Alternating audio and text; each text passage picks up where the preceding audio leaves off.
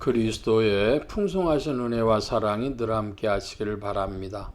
오늘 이 아침에는 사무엘하 제 16장 15절로 23절 생명의 삶 큐티 5월 11일자 말씀입니다. 15절 이하의 말씀 봅니다. 압살롬과 모든 이스라엘 백성들이 예루살렘에 이르고 아히도벨도 그와 함께 이른지라.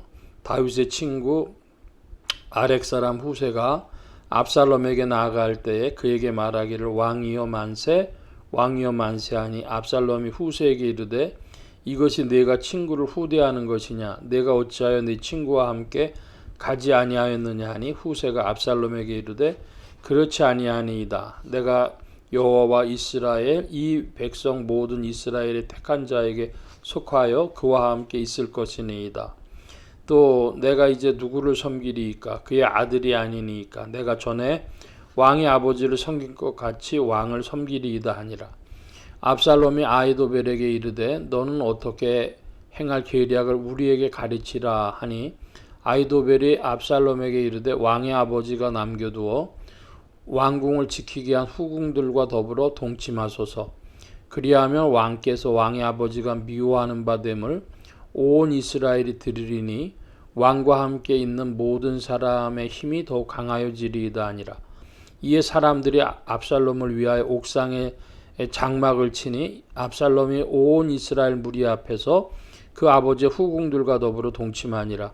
그때 아히도벨의 베푸는 계략은 사람이 하나님께 물어서 받은 말씀과 같은 것이라.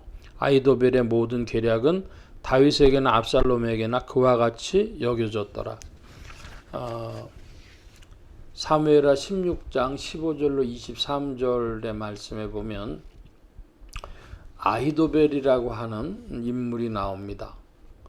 아히도벨은 한마디로 얘기하면 삼국지에 유비에게 제갈공명과 같은 그 모사, 군사, 이 고문, 카운셀러죠. 상담해주는, 왕의 옆에서 붙어서 상담해주는 그런 역할입니다.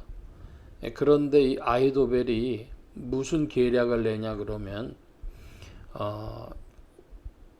다윗의 후궁들 그들과 더불어 동침을 하는데 그냥 동침하는 게 중요한 것이 아니고 22절에 옥상에 장막을 치고 온 이스라엘의 무리 앞에서 이제 더불어 동침하게 하는 것이죠. 왜 이런 짓을 했을까요? 이런 짓을 하는 것은 이제 다윗에게 미움받는 일인데 그 미움받는다고 하는 것의 정도는 뭐냐 하면 온 이스라엘 백성들 앞에서 이런 일을 했기 때문에 다윗이 압살롬을 봐주고 싶어도 아들이기 때문에 진압을 하고 용서하고 싶어도 할 수가 없는, 이제 다윗과 압살롬은 권력을 두고 이제 부자지간의 관계는 완전히 끊어지고 승자와 패자만이 남는 그 권력 투쟁으로서의 승패만 가를 일이 남았다 이것이죠. 그러니까 사람들에게 니네 어느 편으로 붙을 거야? 다윗 편이야? 압살롬 편이야? 줄을 서라 이거죠. 그러니까 아히도벨의 이 계략은 사실 이 자체로는 정확한 것이었습니다. 다윗과 압살롬의 관계를 완전히 끊어버려서 돌아갈 수 없도록 이 반란이 완전히 성공하기 위해서는 이제 인정사정 볼 것 없이 부자지간의 연을 완전히 끊어버리고 해야 된다고 만들기 위해서 작정하고 옥상에 장막을 치고 온 이스라엘이 보도록 그 다윗의 후궁들과 동침한 것이죠. 여기에서는 성관계가 중요한 것이 아니라 완전히 이제는 적이다. 온 이스라엘이 봤기 때문에 부자지간의 관계는 이제 완전히 청산되고 없고 권력으로서의 투쟁만 남아있다. 이걸 보여주기 위해서 아히도벨이 모략을 쓴 것이죠. 그래서 이렇게 23절은 표현하고 있습니다. 아히도벨이 베푸는 계략은 사람이 하나님께 물어서 받은 말씀과 같은 것이라.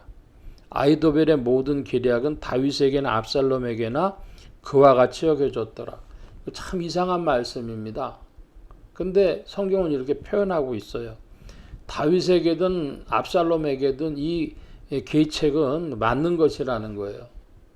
근데 이게 뭐와 같으냐 그러면 사람이 하나님께 물어서 받은 말씀과 같다.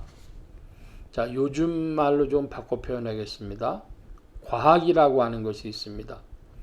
그 과학이라고 하는 것은 법칙을 발견하고 그 법칙으로서 이제 운행되어지는 것을 이용해서 우리 생활에 유익하도록 하는 것인데, 예를 들면 물레방아죠. 물이 위에서 밑으로 떨어지는 것을 이용해서 물레방아를 돌리고 그 물레방아를 통해서 나오는 그런 에너지를 가지고 혹 그것이 무슨 동력이 됐든지 혹은 전기와 같은 것이 됐든지 간에 그런 에너지를 이용해서 다른 일에 사용하는 것이죠.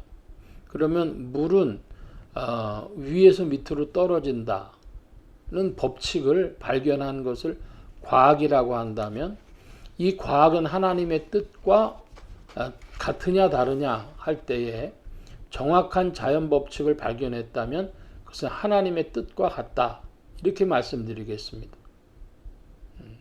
그것이 뭐 신앙의 다는 아니지만 오늘 우리 신앙에서 과학 정신이 더 좀 발달이 돼야 되겠는데요. 맞는 건 맞는 것이라는 거죠. 자, 과학도 조금 나가보면 과학 중에서도 자연과학만 있는 것이 아니라 인문사회과학이 있죠. 법칙이 맞느냐? 그 정확한 법칙을 찾아내는 것이 과학자들 혹은 뭐 자연과학뿐 아니라 사회과학자들, 이런 사람들에게도 임무가 되는 것이죠. 그런데 그 과학이 정확한 과학으로서 밝혀졌다면 그것은 사람이 하나님께 물어받은 것과 똑같은 것입니다. 즉 바로 아히도벨의 계책이 그런 것이었죠. 다윗과 압살롬의 관계가 완전히 끊어져야, 적대적 관계가 형성돼야, 돌아갈 수 없는 관계가 되어져야, 그래야 반란이 성공한다. 과학적인 겁니다. 그러니까 이 과학적이라는 것은 사람이 하나님께 물어서 받은 것과 같고 다윗에게도 압살롬에게도 다 적용될 수 있는 그런 것이라는 거죠. 그래서 이 아히도벨이 그 계책을 냈는데 그것은 과학적인 것이었지만 거기에 뭐가 없습니까? 거기에는 인면수심, 짐승과 같은 생존만이 있는 것이지 사람의 윤리는 완전히 파괴된 것이죠. 그래서 이제 이 일은 하나님 앞에서 심판받아 마땅한 일입니다. 반란이라는 것 자체도 죽어 마땅한 일이지만은, 그러나 이것을 수반하고 있는 이 아히도벨의 계략, 과학적인 이 계략이, 정확한 계략이 인륜을 파괴하는, 그 반란을 일으키기 위한, 반란을 성공하기 위한 정확한 계책은 됐지만은, 그러나 그것은 인륜을 파괴하고 하나님이 세우신 적극적인 뜻, 예를 들면 십계명에 나타난 하나님의 명확한 뜻과 정반대 배치되어지는 그런 것이었죠. 오늘날도 과학자들이 이런 거 생각해야 될 것입니다. 정확한 법칙을 발견하긴 했는데 그것이 인륜을 파괴할 수 있다는 거.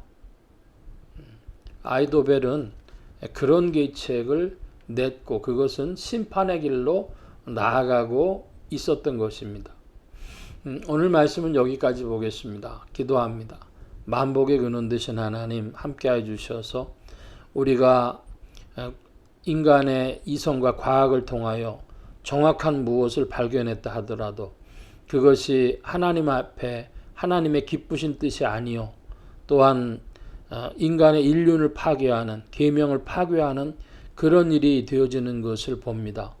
아버지 하나님, 오늘도 수많은 자연과학과 사회과학의 법칙들이 그렇지 않은지 우리 스스로 질문하게 하시고 믿음 안에서 주님의 기뻐하시는 뜻을 더욱 찾아 발견하는 자들이 되어지도록 지도하시고 인도하여 주옵소서.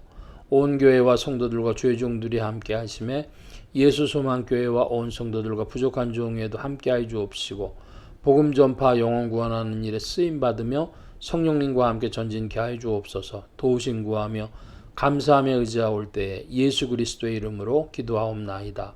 아멘. 하늘에 계신 우리 아버지여, 이름이 거룩히 여김을 받으시오며 나라의 마옵시며 뜻이 하늘에서 이루어진 것 같이 땅에서도 이루어지이다. 오늘날 우리에게 일용할 양식을 주옵시고 우리가 우리에게 죄 지은 자를 사하여 준 것 같이 우리 죄를 사하여 주옵시고 우리를 시험에 들게 하지 마옵시고 다만 악에서 구하옵소서. 대개 나라와 권세와 영광이 아버지께 영원히 있사옵나이다. 아멘.